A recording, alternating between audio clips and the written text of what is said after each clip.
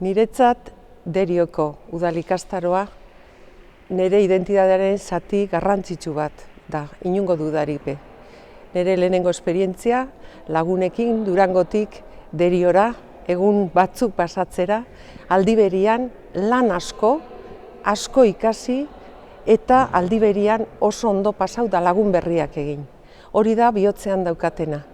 Eta egia esan, beti emango diot eta benetan eskerrak bihotzez Labairu Fundazioari. Eskerrik asko, eta zorionak. Labairu beti izan da ardatz garrantzitsu bat nire bizitzan. Lehenengo eta behin gazte sasoian Derioko ikastaroan hasi nintzanean, niretzat txundigarria izan zen Bizkaiko hainbat eskualdetako jentea eta hainbat hizkera desberdin topatzea, ezta? Horrek emon eustan nire eskualdeari buruzko beste ikuspegi bat. Baina maila afektibo hori alde batera itxita, nik nabarmenduko neuke neure heziketa literarioan izan eban garrantzia. Derioko ikastaroan, adibidez, ate handi bat topatu neban, alde batetik gure literaturako klasikoekin aurkitzeko eta beste alde batetik gure herri literaturagaz. Horrek izan ziren zutarri bat, gero eta gerora neuk bejakin barik landuko neban literaturan, ezta? Eta zer esanik ez, ija horrekin batera, idatz eta mintz aldizkari ja. Antxe plazaratu nebazan neure lehenengo lanak eta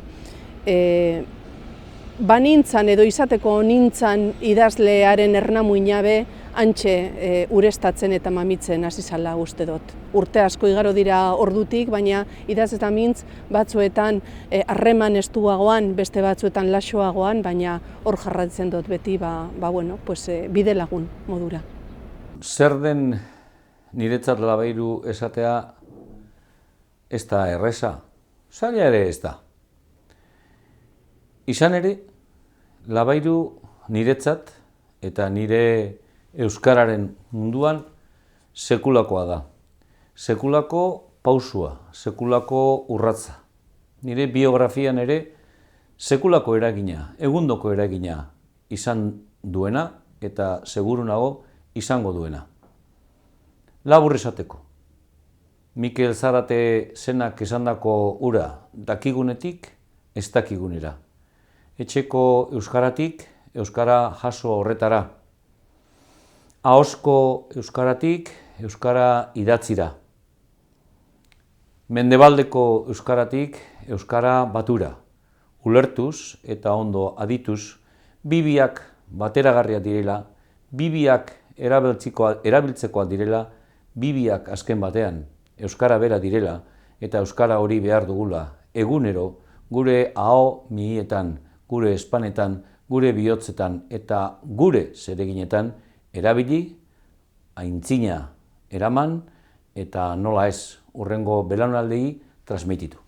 Labairu nitzata etxea bertan ibili nintzen ikasle moduen, bertan ibili nintzen lanean be, bertan eindote zainbat lagun, oso gustora egonaz beti faseta desberdinetan, eta egia esan euskeraz eta euskal kulturaz ikasteko, gozatzeko eta bizitzeko gune ezin hobea suertatu izan ja etapa guztietan eta momentu diferentetan. Eta oin nagon lekutik aldarrikanpen bat egiteko aprobetxatuko dut, eta da Labairu sarritan bizkaitartzat jo da eta bizkaitarra bada, Bizkaian errotuta dago, baina nik esango neuke behar besteko aitortzarik ez dauela euki Euskal Herrira begira egindako ekarpen handiagaitik eta egindako lan bikainagaitik.